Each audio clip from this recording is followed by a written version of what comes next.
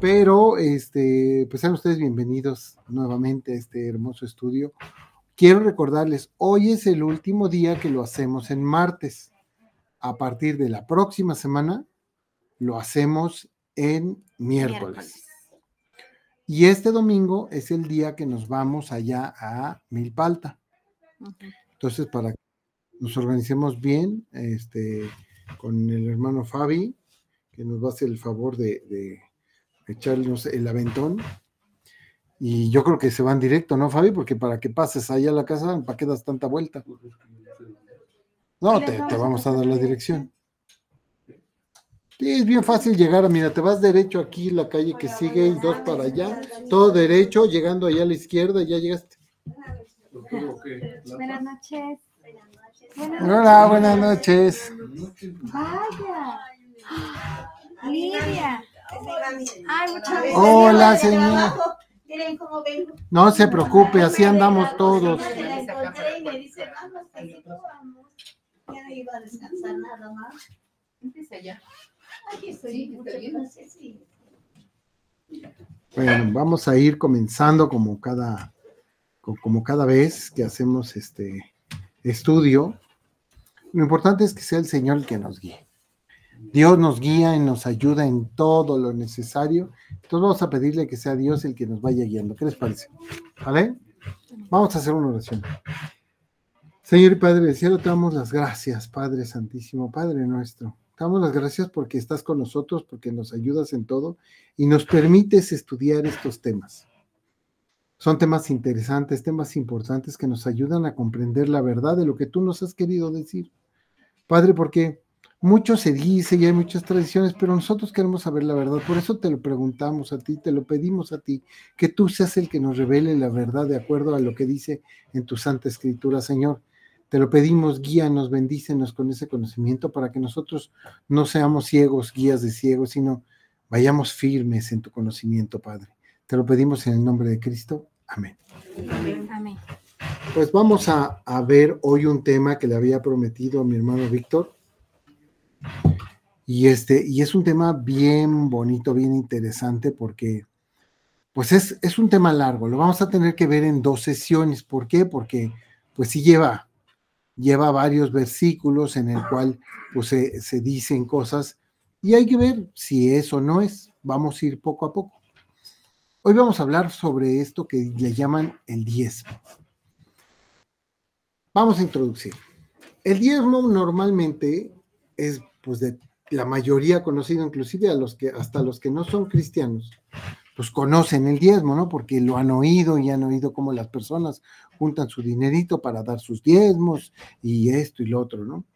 Normalmente en las iglesias evangélicas, iglesias bautistas, iglesias pentecostales, entre muchas otras, piden los diezmos y los fieles, sin dudarlo, pues lo dan, ¿no? Porque pues les dicen los pastores, esto es lo que se tiene que hacer y pues uno que quiere, ser obediente al Señor. Ese es lo principal, ser obediente al Señor.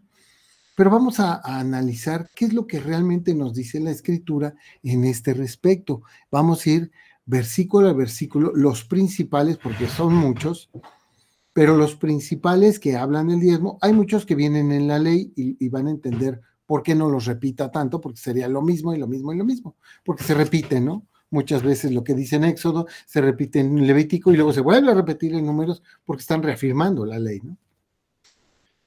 Muchas personas dicen que eso no es bíblico. Eso del diezmo no es bíblico, ni siquiera viene en la Biblia, ¿no? Pero se nota que no han leído la Biblia, ¿no? Otros dicen que es lo que marca la Escritura, con toda seguridad, es lo que marca la Escritura y todos deben de hacerlo, ¿no? Otros ni siquiera aceptan pertenecer a una iglesia. Dice, yo no doy diezmo porque yo mi relación con Dios y tengo mi Biblia y yo la estudio, no necesito reunirme con gente que ni conozco, yo aquí solo en mi casa, así vivo mi religión, ¿no? Y dice uno, bueno, pues todavía no conoce la Escritura, hay que analizarlo, ¿no? Y es que nos damos cuenta que muchos pastores pues llevan unas vidas de muchas comodidades. Y uno dice, pues yo no veía que Pedro, Pablo o el Señor Jesucristo, ¿no?, llevaran esa vida de tantas comodidades, ¿no? Como que no lo vemos ahí reflejado. Y hay pastores que es en extremo lujoso. No está de más que de las personas más ricas en el mundo, algunos sean pastores. Así, ricas en el mundo. Hay un pastor en África que tiene 5 aviones, 4 casas, tiene casa en Londres, en Australia, aquí, allá. Y dices tú, oye, ese pastor sí gana bien, ¿no? Y es que nos damos cuenta que, pues, la gente abusa de la escritura y así abusa de las personas. Cuando a veces debería de haber un punto medio, ¿no? Ni mucho ni poco, ¿no? Como que está bien que un pastor pues gane, porque pues sobre todo cuando ya son grandes, que no pueden trabajar, pues tienen esa necesidad. ¿Quién los va a mantener? ¿Quién les va a dar un trabajo? ¿No?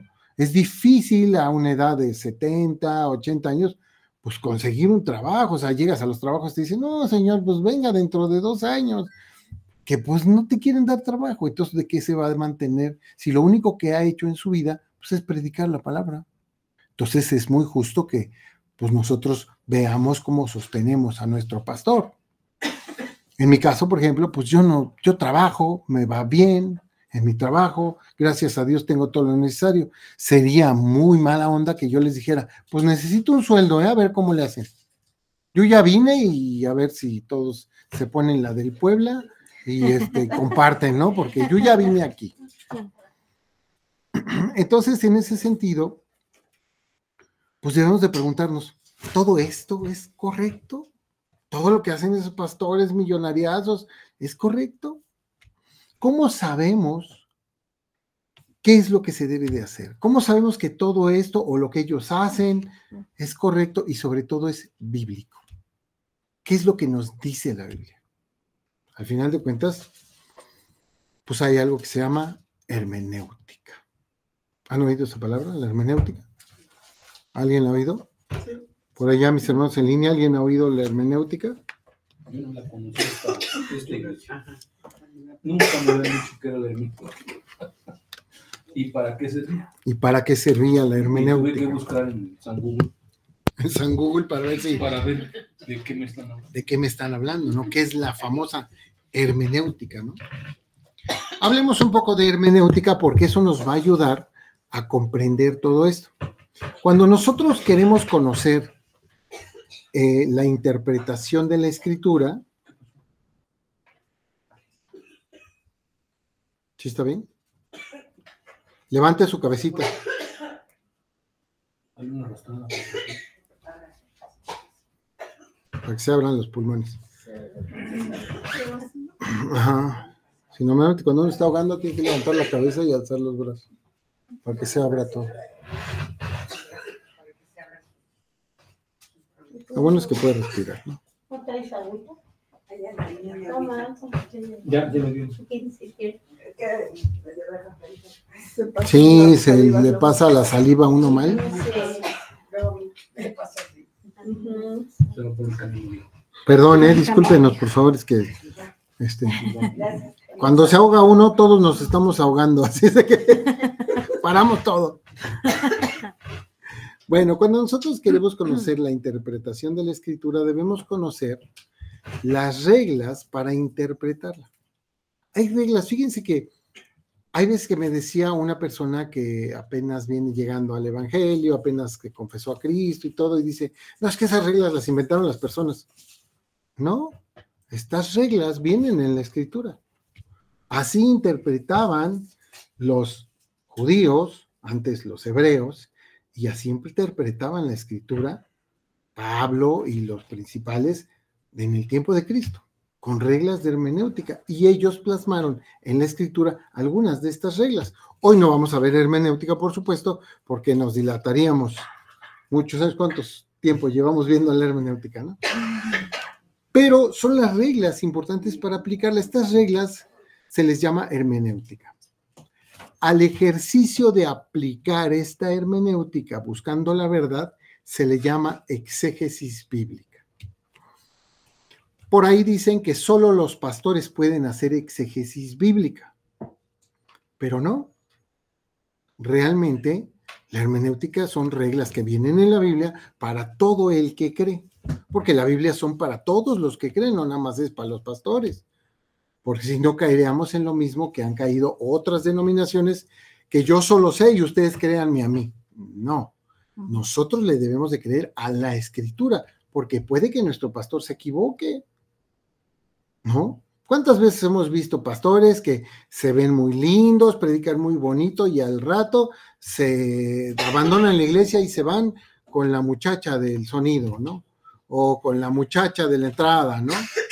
Lo hemos visto en iglesias. ¿Y dónde está, a ver, la santidad? ¿Y dónde está que entendía la Escritura? ¿Dónde está todo aquello, no? Pues no la entendía, puesto que no la puso por obra. Sabemos que el pecado, como decía el domingo, está llamando a la puerta, ¿verdad?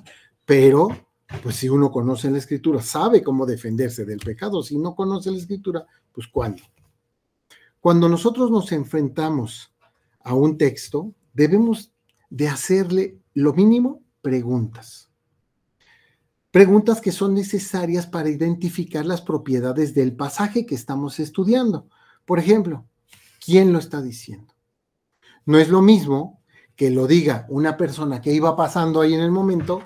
En la Escritura vemos personas que iban pasando y dijo algo y quedó plasmado. Pero ese quién es, por qué lo dice, para qué lo dice, a que lo diga nuestro Señor Jesucristo. Si lo dice nuestro Señor Jesucristo, pues es ley. ¿Estamos de acuerdo? No va a ser lo mismo. Por ejemplo, ¿qué sucedía en el momento de escribir el texto? ¿Qué estaban viviendo ellos por los cuales se escribió esa cita bíblica y dice lo que dice? Si no entendemos lo que estaba sucediendo, pues nunca vamos a entender por qué lo dijeron. Tenemos que entender, ir a la historia y ver versos antes, versos después, qué es lo que estaba pasando. Hay personas, yo he visto personas que interpretan las parábolas como doctrina, pero las parábolas no son doctrina. Y eso lo podemos entender porque el Señor Jesucristo va inventando la parábola de acuerdo a lo que está viendo y lo que quiere darles a enseñar.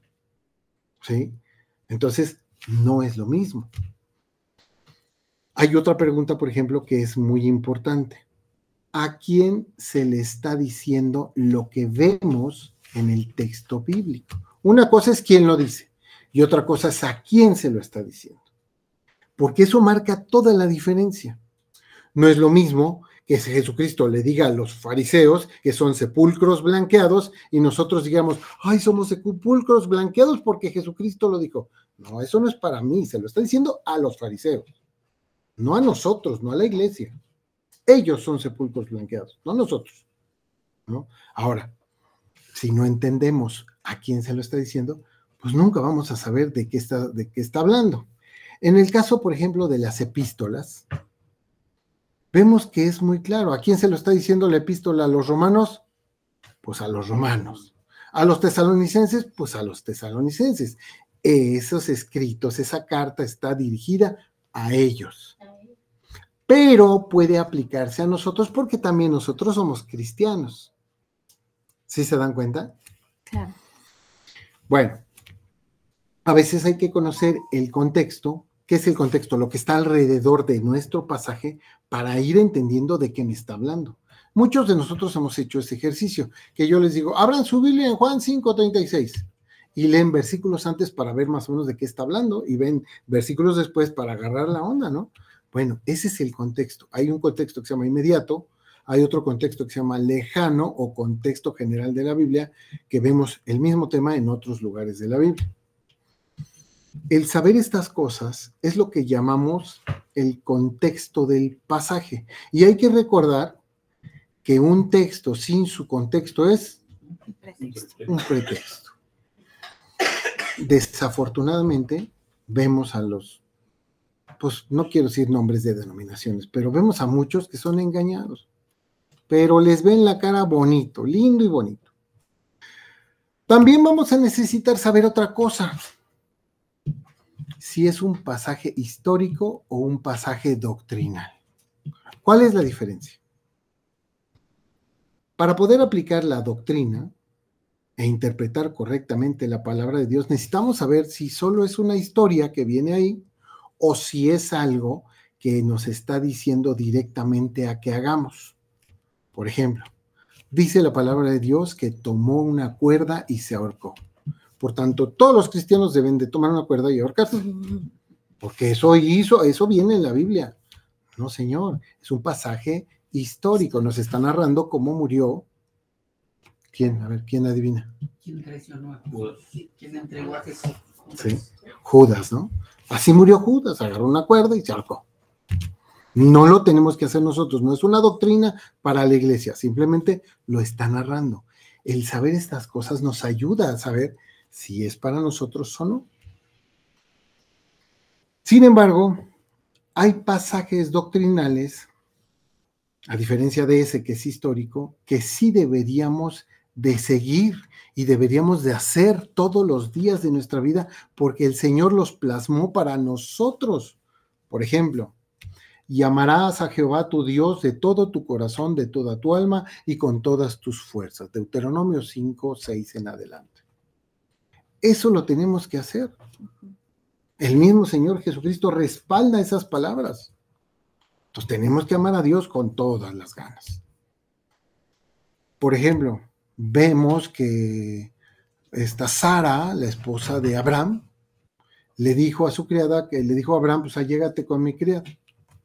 ¿Eso deberíamos de hacerlo los cristianos? Pues no, ¿verdad? Sería una locura. ¿Por qué? Porque es un pasaje histórico, nada más para que sepamos lo que no se debe de hacer. La Biblia tiene esa característica, que hay cosas que sí se deben de hacer y cosas que no se deben de hacer, y por eso están ahí, para que sepamos que no se deben de hacer. Ahora, cuando encontramos un pasaje que queremos estudiar, es muy importante que le preguntemos al texto a quién se lo está diciendo, ya que el responder esto nos puede librar de mandamientos que no son para la iglesia. Vamos a hacer un pequeño ejemplo con respecto de esto del diezmo. Hay un pasaje muy mencionado, por demás mencionado por muchos pastores que le piden y le exigen a sus fieles de su congregación el diezmo, y ese es famoso de Malaquías 3, del 8 al 10. Vamos a buscar, a ver qué nos dice Malaquías 3, del 8 al 10.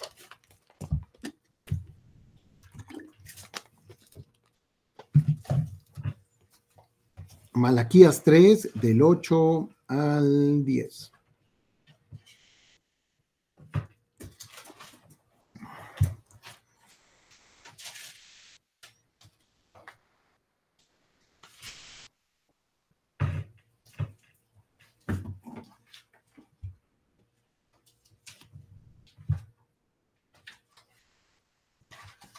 Fíjense, qué fuerte lo que le dice aquí, ¿eh?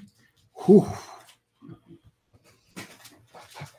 Ya lo tienen todos, vamos a leerlo despacio, vamos despacito, fíjense. Malaquías 3 del 8 al 10 dice, ¿robará el hombre a Dios? Pues vosotros me habéis robado. Y dijisteis, ¿en qué te hemos robado? En vuestros diezmos y ofrendas. Malditos sois con maldición porque vosotros, la nación toda, me habéis robado. Traed todos los diezmos al alfolí y haya alimento en mi casa. Y probadme ahora en esto, dice Jehová de los ejércitos, si no os abriré las ventanas de los cielos y derramaré sobre vosotros bendición hasta que sobreabunde. Qué fuerte, ¿no? Pues yo no veo los diezmos, a ver, pasen los sobres, por favor, porque ya llevo mucho tiempo viniendo aquí y no veo claro, ¿verdad? Vámonos. Pero con fíjense calma. que el 9 casi nunca lo leen los pastores. Ajá. Se lo brincan porque dice la maldición y ellos lo van a decir. Ellos nunca leen ese versículo. Pero a mí lo que me sacó de la iglesia donde estaba, subrayé la palabra nación. Yo he preguntado a varias personas, ¿qué significa la nación? Dicen todo el mundo. Pero no es cierto, o sea, ¿qué es una nación? Un país, ¿no? Es un país, ¿no? Un grupo de personas, no todo el mundo. ¿O a quién se le confió la escritura? Al pueblo de Israel. Exacto. Si nosotros leemos así sin entender el contexto, nada más esto como tal, pues se entiende aquí que pues tienen todos que entrarle con su cuernito para dar su dinerito y que el pastor tenga todo el dinero necesario para la iglesia, para sus gustos, para sus coches, su seguridad, las universidades de los jóvenes, porque tiene hijos, ¿no? Entonces, pues, si van a buenas escuelas, son los hijos del pastor, ni modo que lo metamos a una escuela pública. ¿Cómo no? Es el hijo del pastor, eso no puede ser.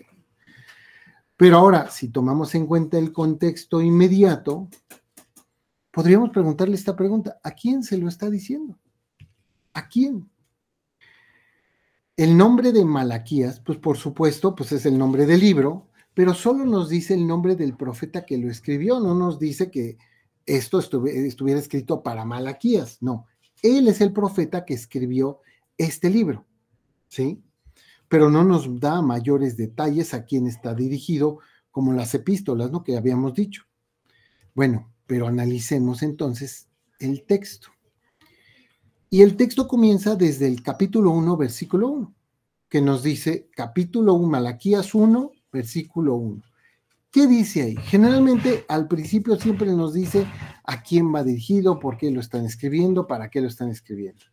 Eso siempre viene al principio de cada una de las epístolas. Y dice Malaquías 1:1, profecía de la palabra de Jehová contra Israel, por medio de Malaquías. ¿Contra quién está escribiendo? Contra Israel. Contra Israel. Esto va para Israel. Si solo vemos esto, pues es claro que no es para la iglesia. Es para el pueblo de Israel. Pero bueno, sigamos escudriñando, capaz que dice, y a los futuros que sean de la iglesia también les debemos de aplicar esto, ¿no? Pues digo, no sabemos, por eso hay que escudriñar y leer todo, no nada más quedarnos, es como oye uno un chisme y no dice ni quién ni cómo y se lo aplicamos a otra persona, pues no está bien. Ahora, cuando llegamos al versículo 6, vamos entendiendo la pregunta que nos hicimos de a quién se lo está diciendo. Fíjense, Malaquías 1:6. Voy a leerles del 6 al 8, si no me equivoco. Sí. El hijo honra al padre y el siervo a su señor. Pues, yo soy padre, ¿dónde está mi honra? Y si yo soy señor, ¿dónde está mi temor? Dice Jehová de los ejércitos a vosotros, oh sacerdotes, que menospreciáis mi nombre y decís, ¿en qué hemos menospreciado tu nombre? En que ofrecéis sobre mi altar pan inmundo y dijisteis, ¿en qué te hemos deshonrado? En que pensáis que la mesa de Jehová es despreciable. Y cuando ofrecéis el animal ciego para el sacrificio, ¿no es malo? Asimismo, cuando ofrecéis el cojo o el enfermo, ¿no es malo? Presentadlo, pues, a tu príncipe. ¿Acaso se agradará de ti? ¿O seréis acepto? Dice Jehová de los ejércitos. ¿Qué estaban haciendo estos sacerdotes? Sacrificando lo peor. Lo peorcito. No, para el sacrificio Jehová, pues los más feos y guarda los más buenos para mí. A ver, este gordo para mi casa. Eso estaban haciendo estos sacerdotes. Si es que antes el pueblo de Israel tenían sus manadas. Uh-huh. Entonces ellos dicen que pasaban el animalito por la vara, ¿no? Entonces contaban 1, 2, 3, 4, 5, 6, 7, 8, 9, el 10º lo apartaban. Y eso era llevado como 10. Y seguían contando. Y iban separando el animalito. Yo estuve estudiando esto, entonces me doy cuenta que si el 10º era un animalito ciego o enfermo, pues es el 10º. Y es el 10º. Entonces, por eso, esos animalitos yo creo que llegaban ahí, pero los sacerdotes eran los culpables de sacrificar estos animalitos, cuando a Dios en el Antiguo Testamento siempre se les sacrificó lo mejor. Desde Abraham se sacrificaba el animalito sin mancha, el más gordito, el más bonito. y para Dios siempre fue lo mejor. Y estos sacerdotes se habían desviado. ¿Por qué? Porque ellos como que hicieron, ahora sí que menospreciaron, como dice la Escritura, ¿verdad? Ujú. Los sacrificios. El que altar daban a y los Dios. sacrificios, claro. Entonces a ellos se les hizo fácil sacrificar, como dice aquí, el enfermo, el cojo, los panes secos. Ellos se comían el fresco y dejaban en el altar el pan seco, cuando para Dios siempre debe de ser lo mejor. Pero en el 9 también Dios mismo le está dando ahora sí que la salida, ¿no? Ujú. Está dando la salida. ¿Lo lee usted? ¿Lo leo yo? No, léalo usted, hermano. Dice, ahora pues, orad por el favor de Dios para que tenga piedad de nosotros, pero ¿cómo podéis agradarle si hacéis estas cosas? Dice Jehová de los ejércitos. O sea, Dios mismo les está dando la salida y querían que se volvieran a Dios y hacer las cosas Que se correctas. arrepintiera, ¿no? Ujú. Ahora, pero entonces, ¿a quién se lo está diciendo? La pregunta original era, ¿a quién se lo está diciendo? ¿Qué nos dice? ¿A quién se lo está diciendo esto? Pues a los sacerdotes, ¿no? Sacerdotes. Ellos eran los que estaban haciendo. Fíjense, vamos al capítulo 2, para que no haya de que no escudriñamos todo. Obviamente yo les estoy ahorrando muchos capítulos, estoy poniendo los más importantes, pero capítulo 2, verso 1 y 2. Si nos preguntábamos a quién se lo está diciendo, ahí nos los dice claro. Malaquías 2, 1 y 2 dice, ahora pues, oh sacerdotes, para vosotros es este mandamiento. Si no oyereis y no decís de corazón dar gloria, y no decidís de corazón dar gloria a mi nombre, ha dicho Jehová de los ejércitos, enviaré maldición sobre vosotros y maldeciré vuestras bendiciones, y aún las he maldecido porque no os habéis decidido de corazón. Híjole. Brinquemos hasta el capítulo 2, mismo capítulo, pero versos 7 y 8.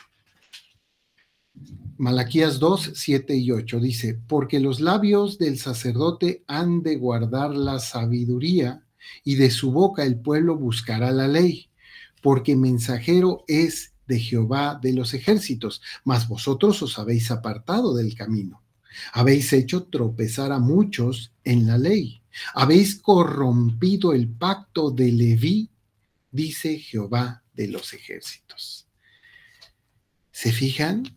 Por causa de estos sacerdotes, todo el pueblo estaba pagando el pato. Vamos al capítulo 3, Malaquías 3, para estar seguros. Malaquías 3, versículo 3.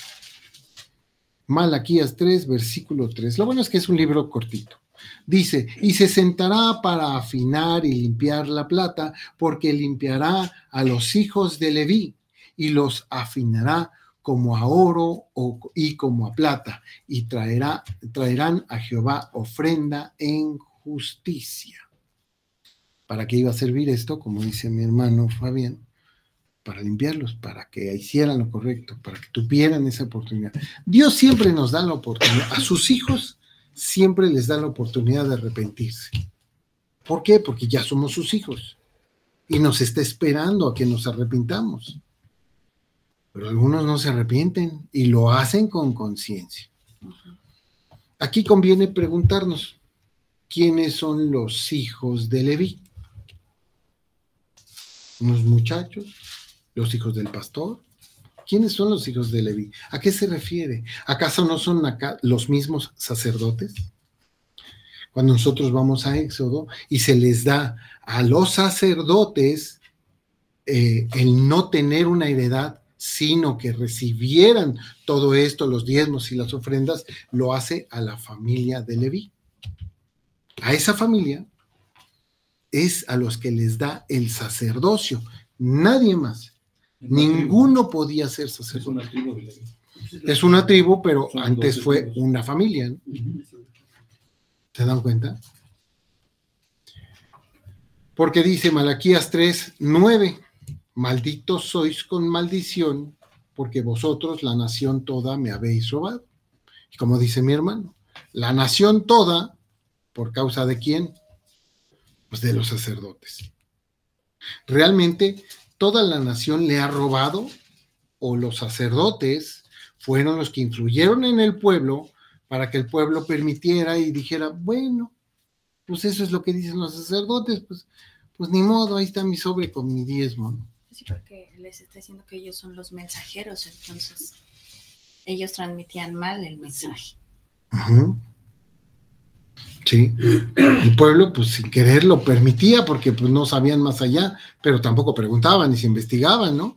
Los que sí sabían más allá pues, se quedaban callados. Oye, es que esto no debe ser, pero bueno, yo me quedo callado para quedar bien con todos. Y eso no está bien. La pregunta obligada ahora es, ¿absolutamente todos en la nación de Israel le han robado a Dios? Pues no, porque seguramente No. unos que presentaban pues, sus animales correctos. O sea, la responsabilidad era de los judíos de escoger un animal bonito, perfecto y sin mancha. Así lo quiere el Señor. Y ese ellos lo presentaban. ¿Quién lo cambiaba? Los sacerdotes. ¿Se dan cuenta?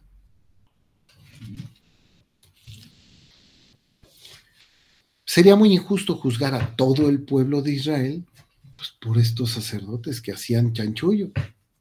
Si en verdad no todos hacían esto, ni todos se complacían con lo que estaba sucediendo. Pero dice, nación toda, ¿por qué? Porque pues se quedaban callados y no decían nada. Como dice el mismo que el que mata la vaca como el que le agarra Sí, la Como el vaca. que le agarró la pata, ¿no? Por causa de los sacerdotes contaminaban a toda la nación. todo el Exactamente. pueblo. Ahora la pregunta que debemos hacernos es, ¿esto puede aplicarse a la iglesia de Cristo o es un reclamo al pueblo de Israel? ¿Qué opinan mis hermanos en línea? Al pueblo de Israel. Exactamente, ¿no? La pregunta es, ¿la iglesia es Israel? No. No, ¿verdad? Nosotros no somos judíos. Y aunque nos convirtiéramos en judíos, la respuesta pues es no. Es a los sacerdotes que les dice que le han robado los diezmos y son del pueblo de Israel, no a la iglesia de Cristo. ¿Por qué lo sabemos? Pues porque Pablo nos lo dice. Fíjense, vamos a Gálatas 3, del 10 al 12.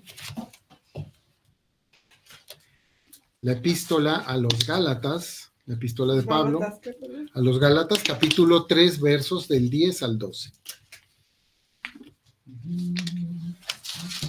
Y fíjense cómo empieza diciendo aquí, porque no es cualquier cosa. A veces decimos, bueno, yo lo puedo hacer. Vemos que los judíos mesiánicos cumplen la ley y dicen creer en Cristo. Pero o les explican mal Gálatas, o ellos no leen, o no saben leer, o no sé qué está pasando, pero cuando lee uno Gálatas 3 del 10 al 12, uno le debe de quedar claro lo que dice aquí, porque dice, fíjense, Gálatas 3 del 10 al 12 dice, porque todos los que dependen de las obras de la ley están en bendición. No. ¿No dice eso? Yo pensé que estaban en bendición. Ya ve cuántos judíos mesiánicos hay, ¿no? Ah, no, sí es cierto, dice, ¿están bajo maldición? Híjole, todos los que dependen de las obras de la ley están bajo maldición. Pues escrito está, maldito todo aquel que no permaneciere en todas las cosas escritas en el libro de la ley. Dice en todas. Y para hacerlas. Y que por la ley ninguno se justifica para con Dios. Es evidente porque el justo por la fe vivirá. Y la ley no es de fe, sino que dice, el que hiciere estas cosas vivirá por ellas. Pablo es claro y conciso. La iglesia dependerá de las obras de la ley dadas a Moisés. La iglesia depende de las obras de la ley. Pues no, es lo que acaba de decir Pablo. No dependemos de las obras de la ley. Nosotros vivimos por gracia, no por ley, por gracia. Es claro que nosotros vivimos por la fe, pues ya no dependemos de nuestras obras, ya no apedreamos a nuestros hijos rebeldes, ya no apedreamos a las adúlteras, ¿no? Eso dejémoselo a los del Islam, ¿no? Que ellos hacen esas cosas. Nosotros ya no. Aquí surge otra pregunta, ¿no? Aquí surge otra pregunta en la ley. Yo lo entiendo así, ya porque la ley es un bloque de 613 mandamientos en el libro de Malaquías. Pero aquí está diciendo también que si tomas una porción de la ley, estás obligado a cumplir toda la ley y serás juzgado bajo la ley y no bajo la gracia de Cristo. Exactamente. Y yo chequé el diezmo en el libro de la ley y está ahí. Está en Levíticos 27:31, me parece. Fíjense. Vamos, a mí me gusta más el de números. El de números. Números 18:24. Para que recordemos dónde viene, por qué lo dijo, pero también está en Éxodo y también está en Levítico. Números, capítulo 18, versículo 24.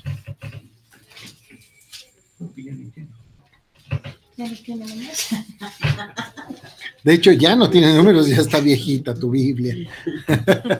Se van desgastando, ¿no? Sí, Literal, ya no tiene números. Números 18:24. Fíjense, pongan atención, dice: porque a los levitas he dado por heredad los diezmos de los hijos de Israel, que ofrecerán a Jehová en ofrenda, por lo cual les he dicho, entre los hijos de Israel no poseerán heredad. O sea, las tierras que iban para todos, a ellos no les iban a tocar. A todas las familias y a todas las tribus les iba a tocar tierra, menos a los levitas. ¿Por qué? Pues porque ellos les iban a tocar como heredad los diezmos. ¿Sí? Entonces vemos que el diezmo, pues obviamente hay otros pasajes que nos dicen que el diezmo era para las fiestas y también para que ellos se mantuvieran, pero tenía varias funciones. ¿Sí? Con solo este versículo, pues tenemos 3 razones muy claras y fundamentales por las cuales los cristianos, pues no estamos llamados a diezmar. A menos que seas levita, pues se lo das. Fíjate, una de ellas es porque solo los levitas pueden recibir diezmos. Dios está diciendo claramente que los levitas, no dice cualquiera que el levita ponga, no. No dice cualquiera que se autonombre levita, no. No dice cualquier pastor podrá recibir o cualquier rabí podrá recibir, no. Solo los levitas. Los pastores no somos levitas. Cuando alguno tenga una desvergüenza de afirmar que lo es, debe de entender que no es una referencia al ministerio, es una orden consanguínea, ¿sí? Había que ser de la familia de Leví, consanguíneamente, traer sangre de Leví, no sangre de Judá, no sangre de ningún otro, ¿sí? Otra pregunta más. Adelante. Surge otra pregunta. Hoy el judío ya no diezma. El judío da una ofrenda por el asiento, por entrar a la sinagoga, porque ya no saben quién es levita y quién no. ¿A quién le entregan los diezmos? A través de las guerras, el pueblo judío pues, se esparció por todo el mundo. Exactamente. O sea, ellos por eso ya no diezman tampoco. Pero como no lo aplican a nosotros, porque a mí me lo aplicaron como 10 años, ¿verdad? Que mi mujer se quedara sin comer, pero mi diezmo era mi diezmo. Fíjate. Porque le hacen a uno hacer un pacto con Dios, según ellos, de que voy a diezmar, igual que los sacrificios. Pero yo me doy cuenta que estas iglesias están viviendo el Antiguo Testamento. Están viviendo la ley, porque es lo que les conviene a ellos para poder obtener recursos y vivir una vida, bueno, que nosotros no la podemos alcanzar. Y muchas gentes no podemos, y mucha gente cree en la palabra de Dios y confía. Pero estas personas pues, quedan en la ruina. Yo conozco muchísimas personas que han quedado en la ruina total por los sacrificios, por los diezmos, por todas esas campañas y todo eso que hacen en las iglesias, y hacen que tú vayas al altar y hagas un pacto con Dios, pero yo nunca vi a Dios recibiendo ni los diezmos, ni los pactos, ni los sacrificios, ni...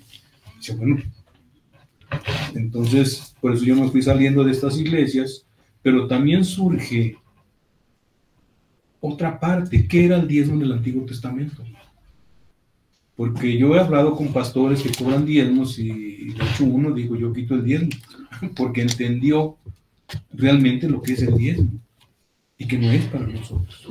Porque ¿cuántos judíos sabemos aquí o cuántos judíos hay? Pero no, pues sin el judío diezma. Pero está en Deuteronomio 14:22. Léelo, hermano, por favor. ¿Sí? Y porque ahí también un pastor me decía, ¿verdad? Que es que en aquel entonces no había dinero, hermano. Pero aquí no lo dice. Dice, indefectiblemente diezmarás todo el producto del grano que rindiere tu campo cada año, y comerás delante de Jehová tu Dios en el lugar que él escogiere para poner ahí su nombre, el diezmo de tu grano, de tu vino, de tu aceite y de las primicias de tus manadas y de los ganados, para que aprendas a temer a Jehová tu Dios todos los días. ¿Qué era el diezmo? Siempre fue alimento. ¿Y qué hacías con tu diezmo? Yo cuando entendí eso dije, bueno, yo tengo 10 años diezmando y nunca me han invitado a comerme mi diezmo. Al contrario, me decían, ahora traiga una ofrenda, igual que el diezmo.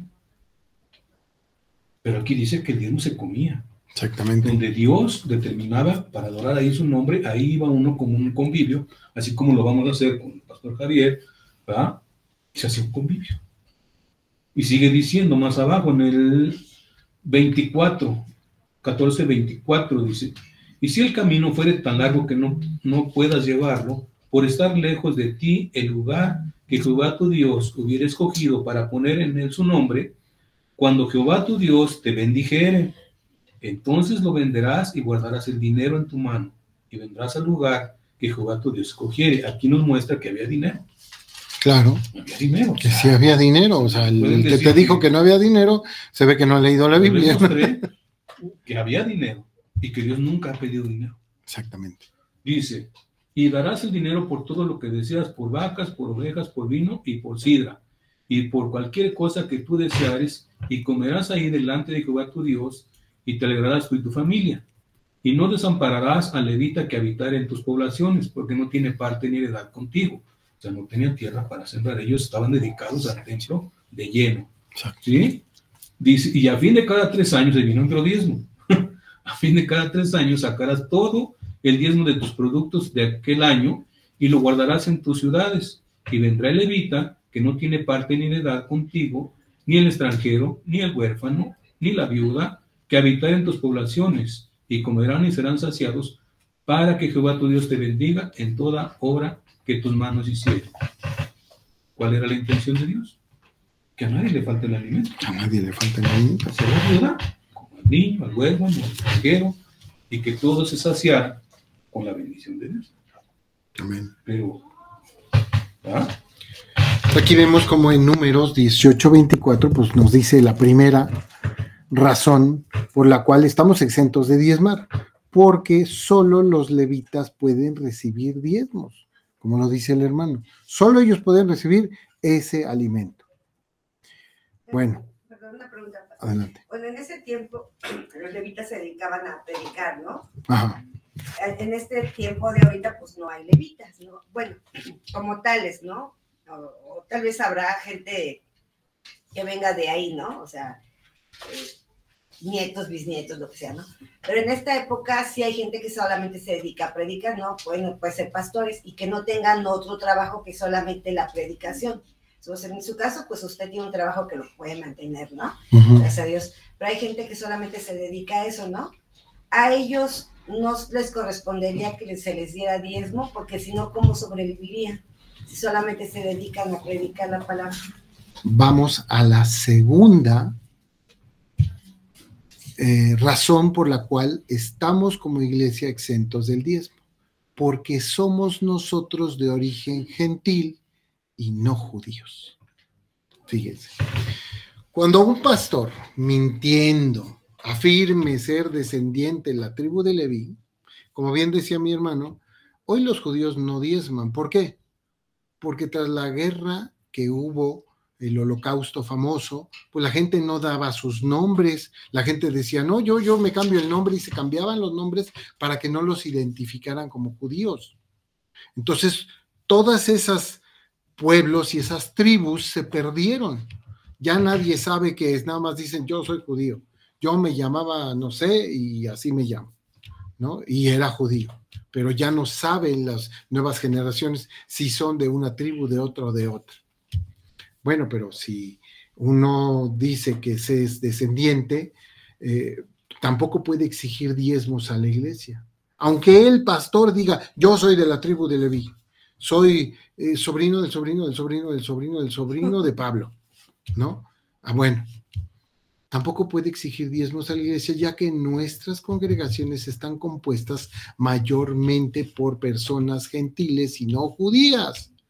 Cuando nosotros llegamos a la iglesia, nadie nos metió y nos dijo, de ahora en adelante te tienes que meter a las aguas para convertirte en judío. Eso no hicimos. Nosotros hacemos nuestro bautismo para dar fe que ya estamos en Cristo Jesús. No para cambiarnos de nación y tampoco para que sean perdonados nuestros pecados, simplemente porque damos fe y testimonio de que Cristo vive en nosotros. Así de sencillo. Los levitas solo podían recibir diezmos de los hijos de Israel. Si no perteneces de manera literal a ninguna de las tribus de Israel, no tienes que dar diezmos, no es para ti esta ley. Algunos Pero pastores... La ofrenda sí, ¿verdad? La ofrenda sí, ahí vamos a llegar a la parte final. Algunos pastores engañan a sus congregaciones, ¿sí? Afirmando que son la tribu perdida de Efraín. Es que yo soy de la tribu perdida de Efraín. Todos los gentiles son de la tribu perdida de Efraín. Pero nada más lejos que la verdad. ¿Sí? ¿Por qué? Porque no existe la tribu perdida de Efraín. ¿Sí? No son de ahí. Por creer en Cristo es un absurdo. Cristo te transforma en hijo de Dios, pero ya no del pueblo de Israel. ¿Sí? Abraham no era del pueblo de Israel, que de él salió, pero él originalmente no era, y era también hijo de Dios. Él también fue justificado por la fe. Tercera razón, no pertenecemos al pacto de Israel. Y esto también es crucial, súper importante, porque si un pastor te dice que es levita y que tú eres de la tribu perdida de Efraín y tú se lo crees y dices, bueno, quizás yo soy el Israel espiritual, en alguna forma, ¿no? Aún así, tampoco puede exigirte el diezmo, ya que te estaría poniendo bajo el antiguo pacto de la ley y haciéndote caer de la gracia. Así de sencillo. ¿Y acá es maldición? Lo que decía mi hermano hace un ratito. La ley no es un supermercado que tú digas, pues estos mandamientos de los 613, bueno, yo cumplo 300 y los otros no me importan. No, la ley es un bloque. Es todo o nada. ¿Sí? Los judíos tenían que cumplir todo. Si no cumplían todo, bueno, había cada año el Yom Kippur para que ellos pudieran purificarse y, bueno, echarle ganas otra vez. Pero tenían que cumplirlo todo. ¿Sí? Entonces, pues imagínense, nosotros estamos por gracia y de repente dejamos de estar por gracia y ahora somos de la ley. Eso no está bien. ¿Qué dice Romanos 3 del 21 al 28? Fíjense. Vamos ahí a Romanos 3 del 21 al 28.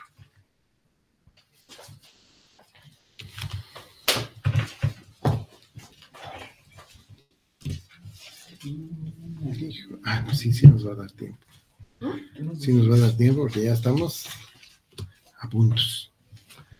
Romanos 3, del 21 al 28. Sí nos da tiempo, ¿no? Sí. En Romanos 3, del 21 al 28. A ver.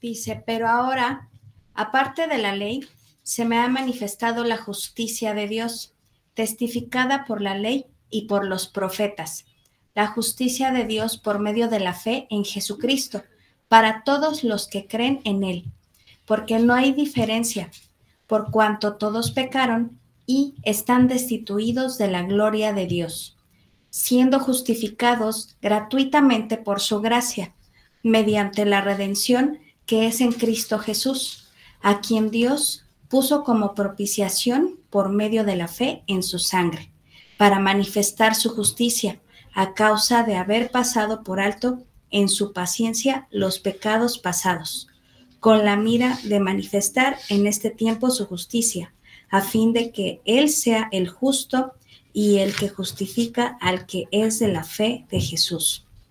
Me falta, ¿verdad? 27, sí, 28. ¿Dónde, pues, está la jactancia? Queda excluida. ¿Por cuál ley? ¿Por la ley de las obras? No, sino por la ley de la fe. Concluimos, pues, que el hombre es justificado por fe sin las obras de la ley. Amén. Se dan cuenta que de alguna manera pues hay una diferencia muy abismal entre la ley y la gracia. Por ejemplo, en la carta a los Gálatas se narra cómo el apóstol Pablo está reprendiendo al apóstol Pedro que pues quería quedar bien con los judíos. Y como él era judío de origen, pues quería vivir con los judíos y no, sí. Y entonces llegaban algunos gentiles, no, ustedes háganse para acá, a menos que se circunciden, entonces ya vénganse para acá. Y llega Pablo y le dice, oye, eso no está bien. No debemos nosotros de estar bajo la ley de Moisés. Gálatas 3, del 10 al 14, dice ahí. Fíjense, ya les leí un pedazo, pero les voy a leer otro poquito más. Gálatas 3, del 10 al 14, dice, porque todos los que dependen de las obras de la ley están bajo maldición, pues escrito está, maldito todo aquel que no permaneciere en todas las cosas escritas en este libro de la ley para hacerlas. Y que por la ley ninguno se justifica para con Dios es evidente, porque el justo por la fe vivirá.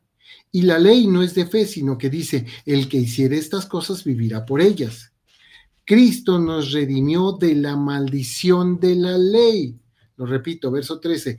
Cristo nos redimió de la maldición de la ley, hecho por nosotros maldición, porque está escrito, maldito todo aquel que es colgado de un madero, para que en Cristo Jesús la bendición de Abraham alcance a los gentiles, a fin de que por la fe recibiésemos la promesa del Espíritu.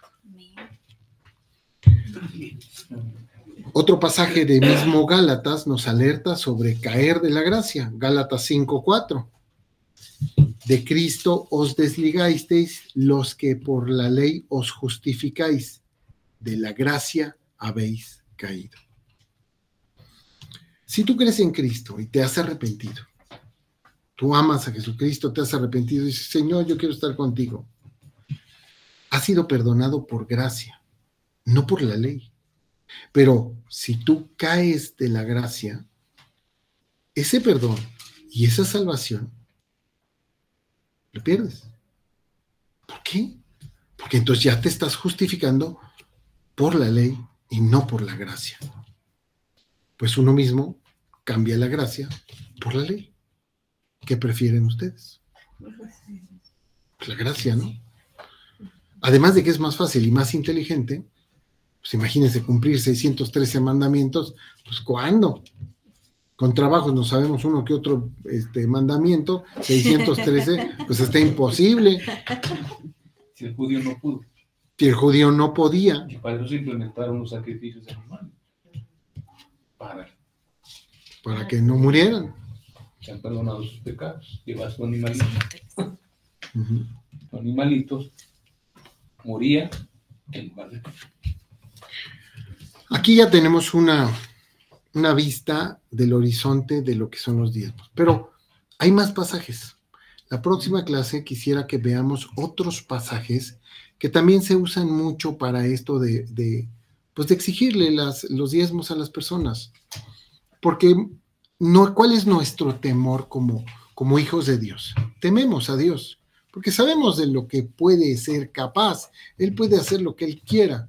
Y si nosotros nos vamos a enfrentar al Dios vivo, pues ¿cómo nos va a ir? Entonces, tememos a Dios por el amor que le tenemos y el respeto que le tenemos. Entonces, nuestra preocupación es hacer lo que dice la Escritura, es hacer lo correcto. Por eso la próxima clase vamos a estudiar otros versos que nos hablan de esto mismo, para que no quede duda. Que estemos seguros de que lo que nosotros hacemos es lo correcto. Ya miren los demás, a los pastores que exigen, así les va a ir. Porque ellos, su trabajo es conocer la Escritura. Para eso Dios los ha llamado. Si yo digo que quiero ser pastor y no estudio, pues estoy perdido porque estoy incumpliéndole a Dios y Dios me va a pedir cuentas cuando llegue allá arriba. Y la Escritura es muy clara con los pastores. Cuidado con los pastores que se separan de la ley de Cristo. Mucho cuidado. Entonces aquí lo dejamos, hermanos. No sé si tengan alguna duda, los aquí presentes. ¿Alguna duda, alguna preguntilla? ¿Hasta aquí?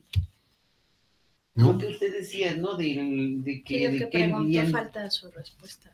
¿De qué viven los pastores? O sea, yo mi duda era que no se les tiene que dar entonces diezmo. Van a vivir de la ofrenda. De la ofrenda. De la ofrenda. Sí, de la ofrenda. Sí, para la siguiente clase vamos a ver cómo pues hay distintos tipos de iglesias, distintos tipos de pastores y distintas necesidades de cada congregación. Y es ahí donde, pues obviamente, algunas iglesias, les adelanto un poco, por ejemplo, una congregación que tiene que rentar un lugar. Aquí estamos en la casa de mis hermanos. No nos cobran ellos, no nos cobran nada. A ver. Se va a vencer el contrato. No nos cobran.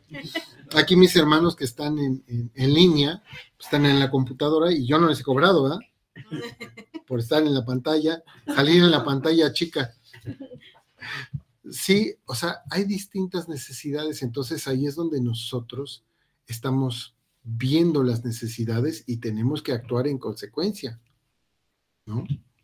Cristo veía, hay 7,000 que no han comido, hay 5,000 que no han comido, pues hay que darles de comer, ¿no? Si Él lo hacía, nosotros también tenemos que hacerlo. Lo hacemos por el pobre, por el necesitado y también por nuestras autoridades y también por todo lo que necesitemos. Así como lo hacemos en la calle, lo hacemos en nuestra iglesia. Somos íntegros, afuera y adentro. ¿Sí? Acá, hermanos, que estamos en línea, no sé si tengan alguna duda, pregunta, receta de cocina. ¿No? Yo esperaba una receta para mañana la comida, no sabemos qué hacer. Tamales, dicen por aquí. No, tamales ya no. Ay, no, algo fresco. Hace calor, tamales no. Ensalada de pollo o de atún. María, por allá, ¿alguna pregunta, María? No, ninguna, estaba bien lo que estaba escuchando, lo que estaba explicando todo.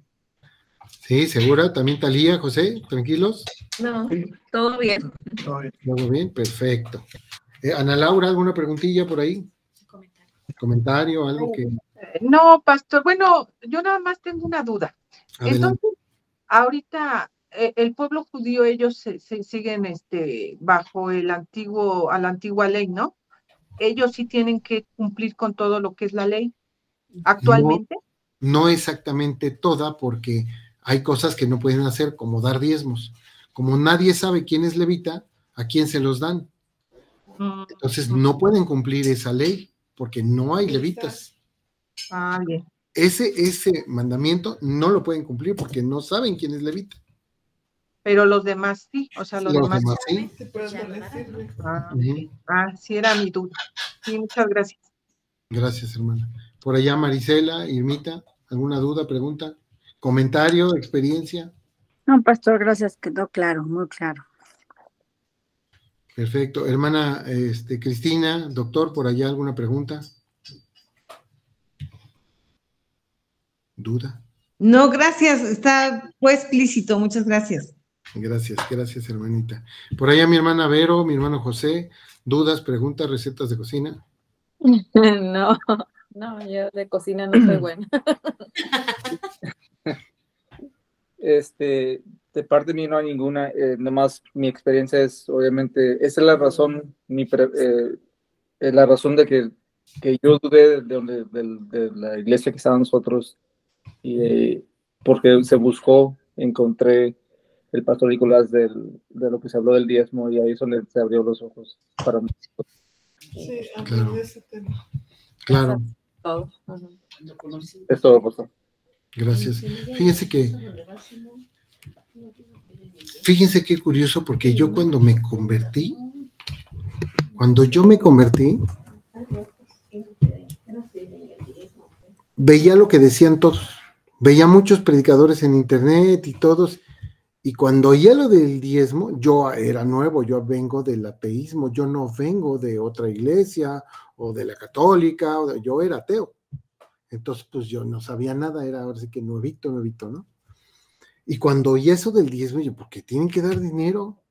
O sea, yo no he visto a Jesucristo en la Biblia, pues ya le había leído 1 o 2 veces, dice, yo no he visto que Cristo diera diezmo o que le dieran a él diezmo. O sea, nunca.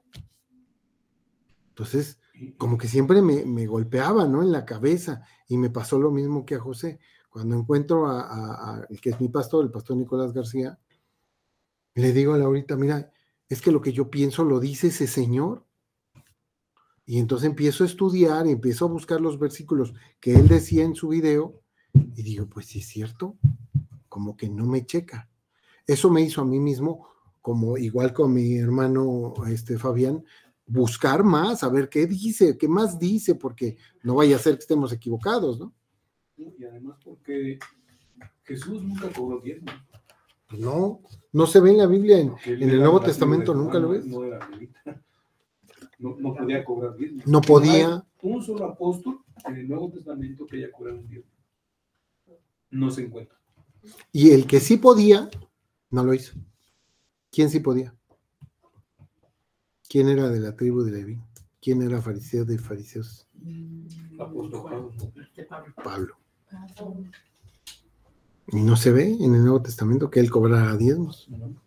Siempre él nos enseña claramente. La próxima clase veremos cómo claramente nos dice ofrendas.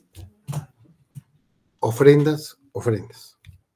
Y aparte, especial, o sea, nos dice claramente cómo debe de ser la ofrenda. No, vamos a sembrar para poder cosechar, no, nada de eso. O vamos a hacer una ofrenda especial porque el pastor tiene que cambiar su coche.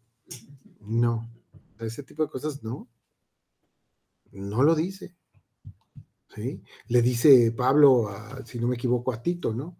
Mira, con que tengamos que comer y tengamos que vestir, con eso nos damos por servidos, por pagados, le dice. Con eso estamos bien pagados.